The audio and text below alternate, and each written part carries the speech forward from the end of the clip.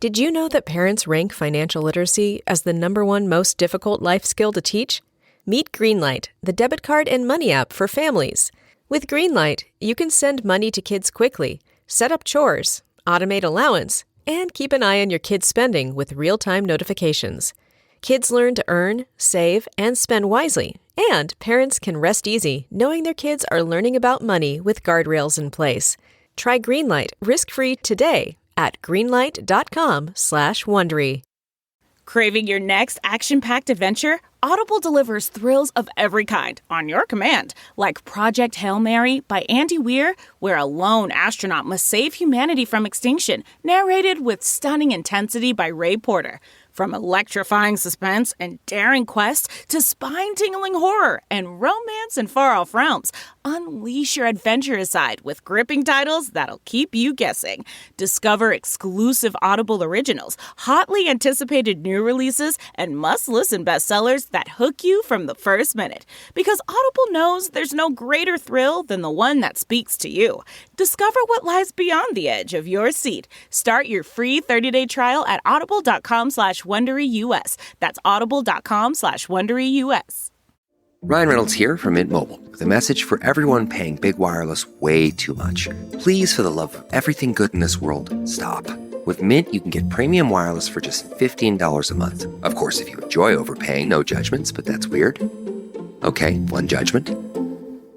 Anyway, give it a try at mintmobile.com/switch. Upfront payment of $45 for 3-month plan, equivalent to $15 per month required. Intro rate first 3 months only, then full price plan options available. Taxes and fees extra. See full terms at mintmobile.com.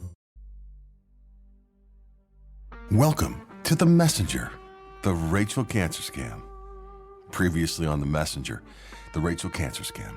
You learned about the various cons that Rachel ran between embezzling her own campaign funds to stealing benefits from the state of California and her arrest for theft by hot check in Houston. Plus, we finally got some answers and clarity on the relationship between Rachel and Bobby. Let me tell you about a phrase that Rachel repeated to me endlessly. It was always you. She would tell me that with such conviction and tenderness. Oh, my Harry, it was always you for me this entire time. For over 20 years, I have felt that way. And now, I am finally yours. All yours. But in hindsight, that phrase, "it was always you," feels like another cruel lie. Because it wasn't just me. It was never just me. It was me and everyone else. Anyone else. It was always whoever's next. At one point, she brought up the book Where the Crawdads Sing. Became a movie. I'm not much of a reader, and I hadn't heard of the story. This was prior to the movie coming out. We had a brief discussion about it and moved on. You know that I read books for her, many of her favorites, and Crawdads is in that group. At one point, Kaya says to Tate, "It was always you for me, Tate." I read that, and I wanted to be sick. Seeing it while reading that book for her was like a clue in a mystery movie. A clue that her words, that they weren't really hers. Something she heard that sounded sweet. It sounded romantic, all part of her fantasy. The line that I thought was so powerful and had such sentimental value to me had been plagiarized. I heard her say it for the first time right after we picked each other in November of 2021, after we decided to be together. I have a sign, one of those things you can find on Etsy or Amazon, that has a saying on it. It says, "It was always you." It hung above my bed while Rachel was in the hospital. At one point, Rachel decided to send me that ring that I would wear after we married. She wanted me to have it while she was in the hospital, and I wanted to wear it, and I did. She claimed that she had her daughter, the second daughter, the one she claimed to coworkers at the airport, had attempted self-harm. The one who most likely isn't Mark's daughter. She claimed to have her send it to me. I got it. I was excited to have it. Sent her a picture of it. Take it off and look inside. I had it inscribed for you. And inside, she had it engraved with, "It was always you." I suppose that this was a way to keep me thinking that I should still have hope for her to get out of the hospital. I wore that ring from when I received it in September of 2022 until the day she was exposed. It's tucked in a box somewhere. I scribbled evidence on it. It's out in the garage on a hanging rack, I think. Out of sight. Out of sight, but not necessarily out of mind, I suppose. At around the same time, she sent a bunch of clothing in a box to me. A big box. Some pants, tops, a couple of dresses, shoes, some underwear and bras. All so that she would have some clothes here. She wanted some things here. I was getting all these signs from her that she wasn't only going to get out of there, but there was hope that she and I would be together here in Nevada. At around this time, the end of summer, after Rachel claimed to have been in the hospital since June, she sent me a message. Would you like to know what's going on at home while I'm stuck here in the hospital? Mark has been coming over to stay with the girls a few nights a week. Apparently, he has Madison believing that I took and that we are now living with you in Nevada. He and Madison are telling the girls this story. Can you believe it? She told me early on that she wouldn't share with her daughters that she had cancer. It was her preference that they not be told. I disagreed with that strategy, but they aren't my kids, and I don't have a dog in that fight, as they say. At the beginning of the hospital stay, I offered to send meals or help in any way that I could, send groceries through Instacart. Rachel would always push off on that. I ended up sending pizza a few times and sweets. All the while, I didn't realize that she was still married to Mark, still sharing a home and a bed. And it was in that home with her family that she took delivery of those things herself. I fed the entire family, I guess. And regarding Mark in this mess, I don't want Mark there at all, but I can't control that or stop it. I have a lock on my bedroom door. I told the girls to keep it locked. I do not want him in my bedroom or sleeping in my bed. She created the story beyond just the fake cancer and the fake pregnancy. And our piece of it, another plot line. It was like a television drama. There was this main plot, the cancer, paralysis, and all that. Then there were these little subplots, the various careers and the pregnancy, and stories like the one I just shared with you. The drama piled upon the drama with a side of drama. And you haven't heard it all yet. Not yet, anyway. Now, this is where the humiliation that I spoke of comes in. Sharing more when you thought you'd heard it all. That humiliation or shame of admitting that you've been scammed, especially in this way, these crazy stories. Most scams are quick. They start and they end, and you're left dealing with the aftermath. But this was a slow burn. One of the most heartbreaking parts of her story was when she claimed that she had lost feeling in her legs. She sent me a text on December 13th, 2022. I don't want to panic you, but something is wrong. I can't feel my legs.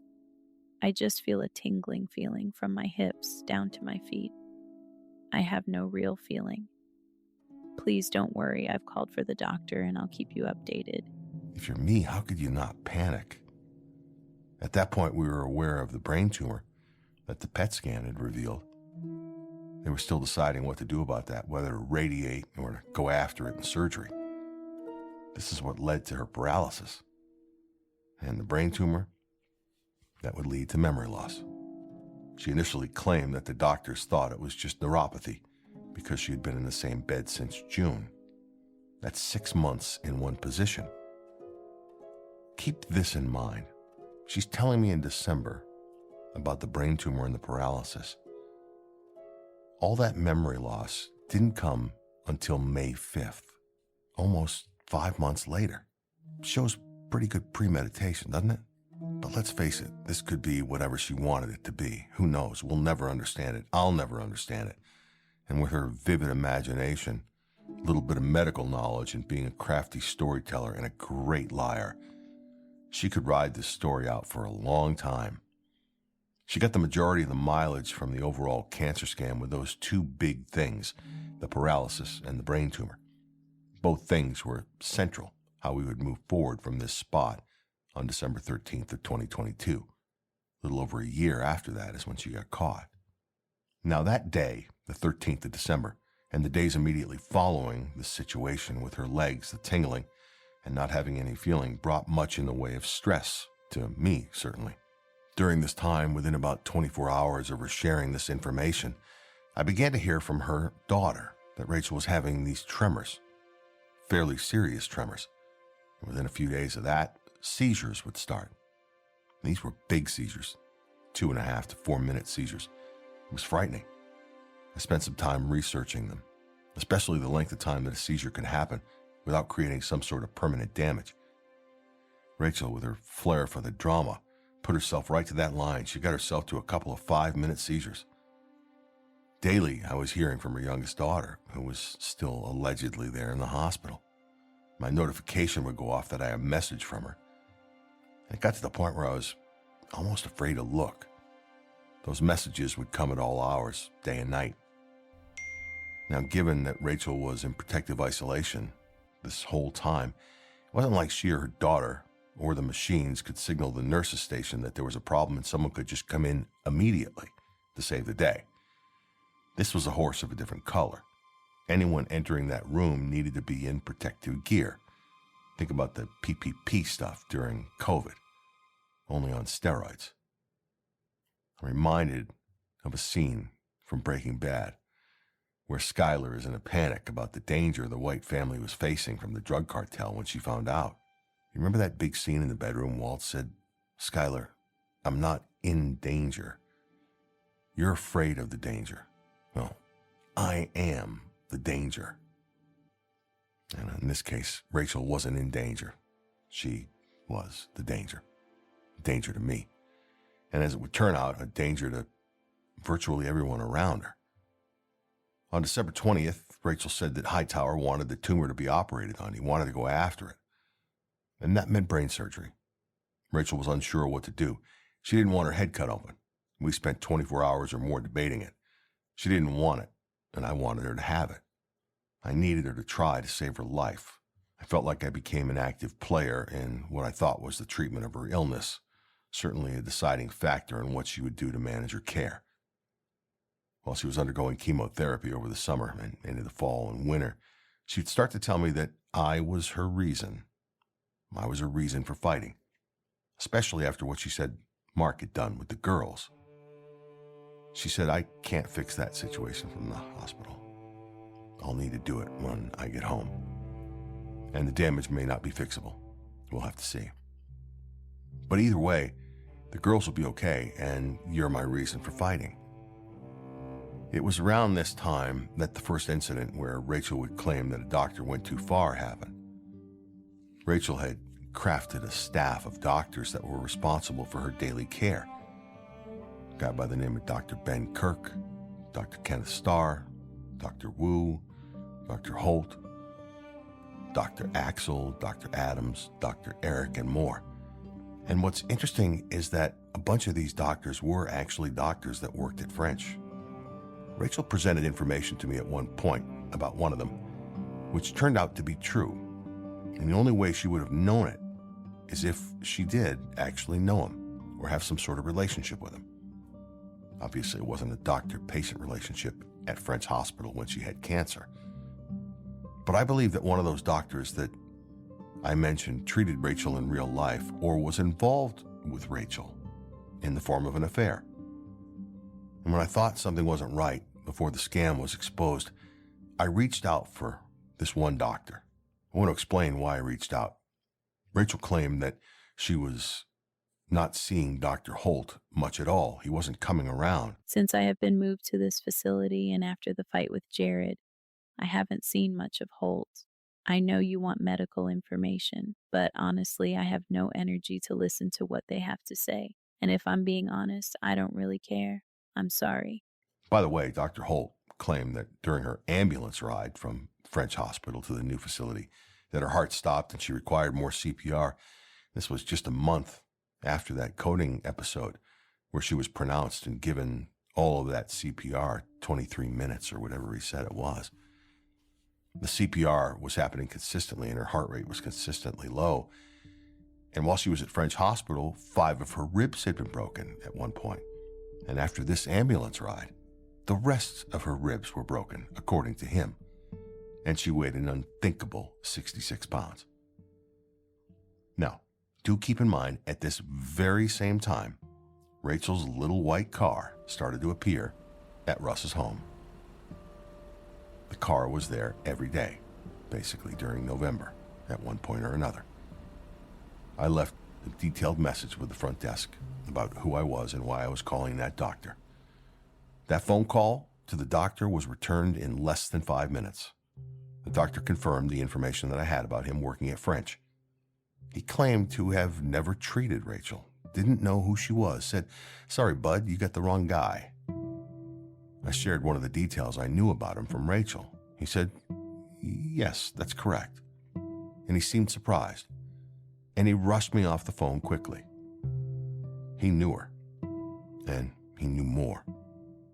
I believe, based on what Rachel told me, that he tried to date her, or did date her, while she was a patient. The doctor had crossed the line. That was certainly one line of thinking, one possibility. At one point, Rachel's daughter sent me a message on a day when this doctor was on duty caring for Rachel.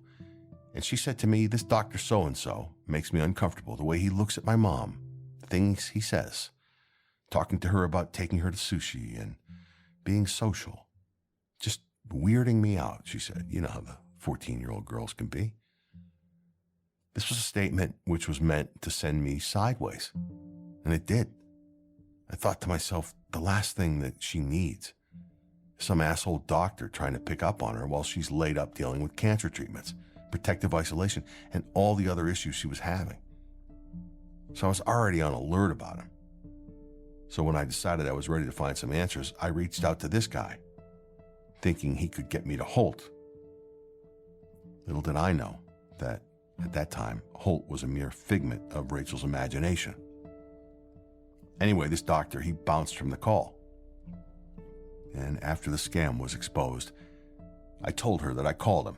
I figured you did, because he texted and called me right after that call you had. He asked me if everything was okay with me. I do know him, and he did treat me for mental health-related issues. I'm sure that's why he told you he didn't know who I was. I pressed the issue with her about him and how she knew this information about him, and everything she shared with me, it was right. And this is a big red flag. This is what gets a doctor into trouble. It means that he crossed the line with her. Or he just met her in some other way and she knew the information she knew. If he was a doctor, he violated a huge code of conduct which could cause him to lose his license. If he was just a doctor that Rachel flirted with and met, then it's just another guy she had an affair with. Who knows? Where there's smoke, there is fire. I do know that, and this guy's Rachel's kind of guy. I'm not going to give many examples, but I can tell you that I know enough about her and her type to know. And how else would she know all those details that he confirmed? This situation in particular is just a giant ick to me. She was waiving her relationships that she had at this time while pretending to be in the hospital with a doctor, taunting me, as it would turn out. This is what this woman is capable of. Never mind his responsibility as a doctor if she was a patient. She's got a husband at home, a family of people that she cut out, both sides, her in-laws, her own family. And she's got me thinking she's got cancer and she's in the hospital.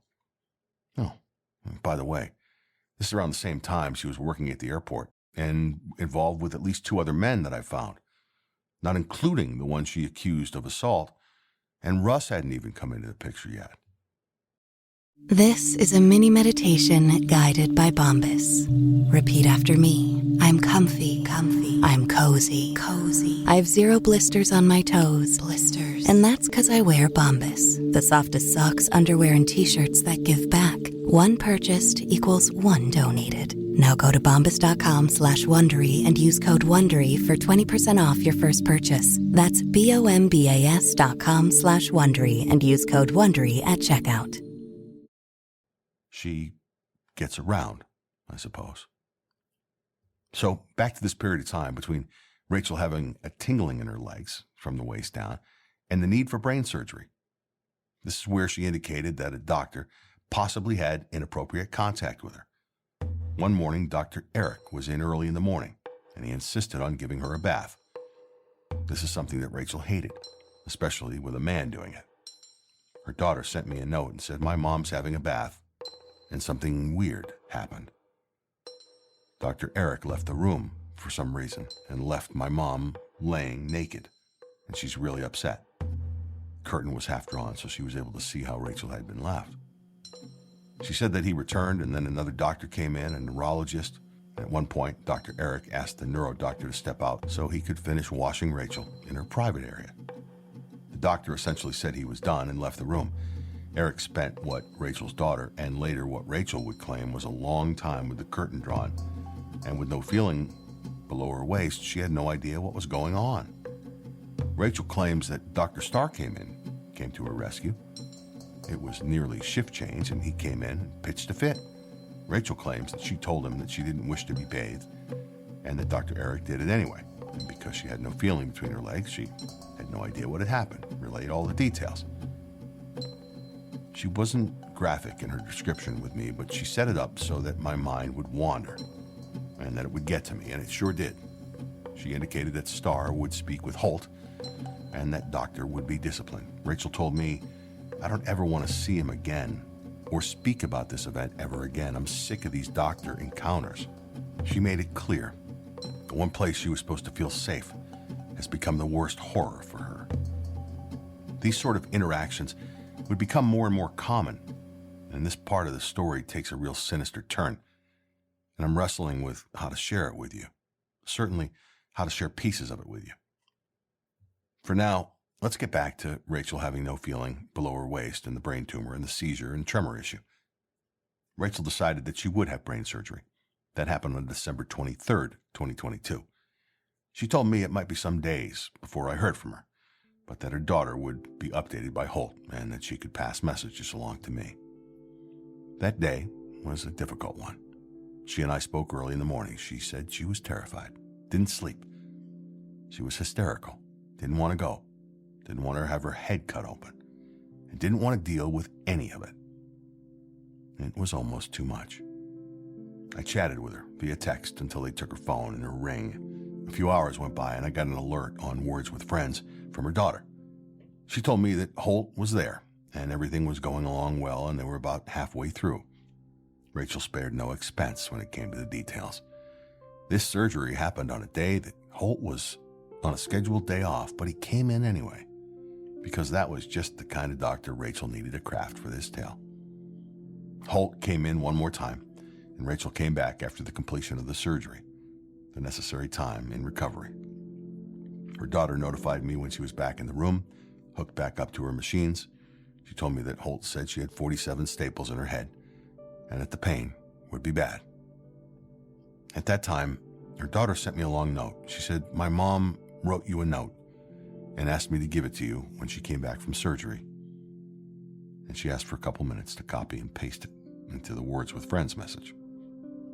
And that note said, "If I wake up and I don't remember anything or even a few things, just be patient if you can. Please just remember that I love you and I want you more than you may know. I don't want you to leave me. I love you. I will always forever be your girl, no matter what happens to my mind. Thank you for standing by my side through all of this roller coaster of a year, the last year.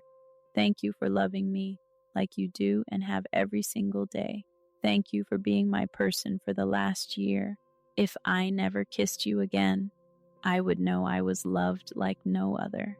Your love gives me life. Your love keeps me fighting for another day closer to you.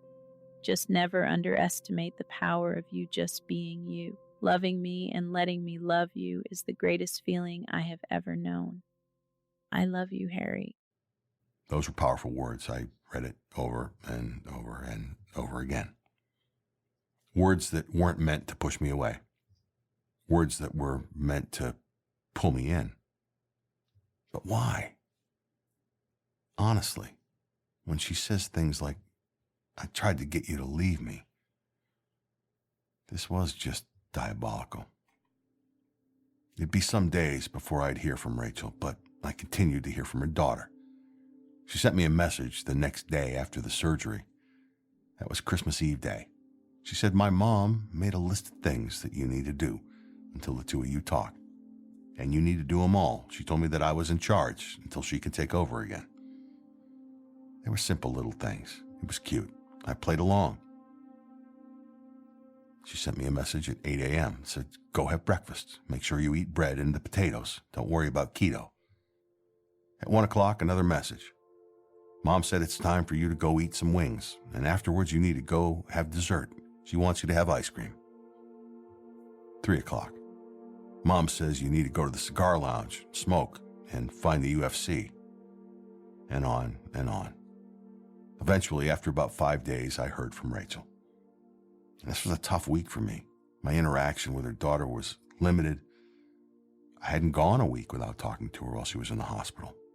I didn't ask, but I suppose I should ask Mark if he went on vacation with Rachel over the Christmas week of 2022. This whole thing had to be so exhausting for her. She complained every single day about the pain of having her head wound examined. Her daughter would text me so upset, telling me that Rachel was crying hysterically every single time that they touched her head, clutching the rails of her bed, begging them to stop. This happened twice a day for a long time. Some time went by. We got into January of 2023. Rachel told me that the doctors at MD Anderson had arranged a doctor from Boston to come and consult. The MD Anderson team has made arrangements for a doctor by the name of Justin Jordan from Mass General in Boston to come to consult on my case. I did a bunch of research on Dr. Jordan. And wouldn't you know it, I found a clip of Dr. Justin Jordan on a morning TV show in San Diego, hosted by Linda Martin. Now, Linda Martin happens to be a friend of mine, going back over 30 years. I shared this with Rachel. I'm sure that caused her angst, because as you can imagine, I'm not shy. And in cases like this, you know I'm going to be reaching out to Linda Martin. Now, by the way, these morning TV shows, the way that they work, as you can probably imagine, is that guests are wheeled in and out, and the hosts aren't going to remember many people that aren't regulars. And that was the case with Dr. Jordan and my old friend Linda Martin. It was a dead end. I wanted nothing more than to have Linda Martin on this podcast talking about her memories of Dr. Justin Jordan, but it was a quick visit. I went looking for that interview. Linda went looking for the interview, and we couldn't find it. What Rachel did with young Dr. Jordan is to perpetuate this inappropriate touching or contact scenario that Rachel claimed was happening. He saw the notes in my chart that I am an abuse survivor. They also noted what happened with Dr. Eric and a couple of other doctors. He was really upset. He let me know that there are certain protocols which hospitals and doctors need to take with abuse survivors, and those protocols were absolutely not being followed. Doctors need to seek the patient's permission before they touch that patient, and he knows it's not happening. He is going to file a grievance with the chairman of the hospital after he gets back to Boston. While he was with her, Dr. Jordan ran a lot of tests, a lot of pushing and pulling and movement for Rachel, which left her upset and exhausted. He needed time to review his notes and his findings, and he'd return the next day, she told me. He did indeed come back the next day, and that would be yet another day that I'd never forget. That was the day that Dr. Jordan told Rachel that it was likely she'd never walk again, nor would she have feeling below the waist. He claimed that the surgery that he could do, the procedures he could do, would not work on her. He claimed the hospital was negligent in not working on her neuropathy issue. They could have been stimulating the nerves and doing other things. The hospital was negligent, is the bottom line. I think this is all just something that hasn't really set in. The reality of it all. I'm not sure if you have let yourself really believe that I'm not getting better right now. I haven't gotten any good news really at all. Have you thought about all of this? I mean, really thought about it if and when I leave here. The reality of what kind of life it would be, how it'll affect your life. So much of the stuff we never let ourselves believe or think about. It's all hitting me right now. I'm so emotional and so sad and so disappointed in me and how my life has gone. I have wanted nothing more in my whole life to have someone I could love and cherish and want more than anything. I never, ever would have known you were that man. I never would have even guessed for a second. It was this unbelievable gift right under my nose, and I allowed myself to completely give everything in me to you, all to be taken away. I'll never understand the reasons of even allowing or showing me a love like this if this was my path, other than the possibility of helping you open up and learn to really love and learn to be loved. I can't imagine why my path is this. I can't understand why I am not getting better, to why my legs would be taken from me. I am so upset right now, so upset. My heart feels broken. My heart actually hurts to be in this position, to just feel helpless and such a burden. The storyline would now move into a very dark place, a place where Rachel would begin to push me away. She began to lament even more about the hand which she had been dealt in life, a life filled with disappointments, seemingly one after another. She was losing the energy to deal with it all. She was giving up, losing her will to fight on. It was crushing to read those words. The pain that I am in is unbearable. When they need to check my head, and the wound is beyond anything I have ever known. My body is in so much pain already from the radiation and the chemo. It's just all so much for me. She claimed that because of her cancer diagnosis years ago, she didn't have health insurance and that her hospital bill was over $2 million. She claimed to have owned multiple homes, a home next door to hers in Atascadero, one in Colorado and one in the Carolinas. She claimed that she sold 2 of those homes to assist in paying a portion of the bill. I thought we were building something real, she and I. We talked about marriage, planned a wedding. Actually, I planned the wedding. She made promises, but there was always a reason. Excuses to delay. We picked several dates, but each time the wedding had to be postponed, all because of the Rachel cancer. It became the ultimate trump card. I wanted to move forward with our lives together, but how could I possibly push for a wedding when she was in the hospital fighting for her life? She made sure that I was stuck in this endless cycle of waiting, hoping, and worrying. And then there was that ring, such a personal and intimate touch. It was always you engraved in there. How could I not believe when I looked at that ring every single day? But now, it's almost laughable. I went and pulled it out the other day to take a look at it, and I quickly put it back in the box and got up on the ladder and put it up in the rack in the garage. While she was telling me it was always you, she was saying the same thing probably to Mark and to other men. I was a long-term project. I believe I was her biggest undertaking, her war and peace. Next to the charade she carried on with Mark, this one took some effort. But as you know, it wasn't just me that she was running her scams on. She had the ability to multitask, to run multiple scams at once. At this very time, when she sent the ring, she was actually starting her new job at the San Luis Obispo Airport. She became a cross-trained agent and a baggage handler. She had a virtual bullpen of people, men and women, ready to call on when she needed them. But here's the thing. You don't know you're in her bullpen until it's too late. You think you're the only one when you get there, when you get called. You think you're special. She did it with me. Obviously, it's her magic trick.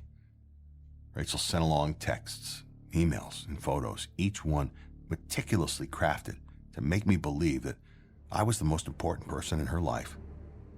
She told me about her dreams for our future. She spoke about our love as if it were something epic. What your voice and your videos do for me is incredible. I swear there should be a prescription for you.